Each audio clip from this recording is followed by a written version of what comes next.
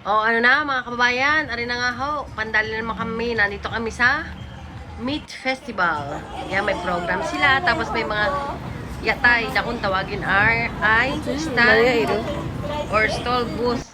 Yan, may mga yakisoba sila, may mga beef steak,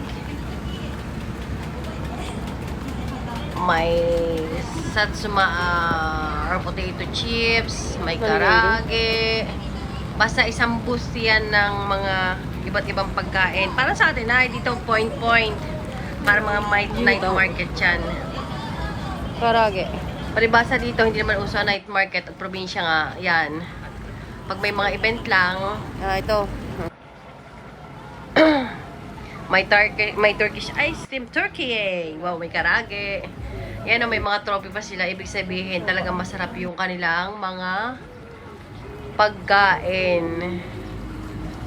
May mga contest din dito kasi minsan sa Japan eh.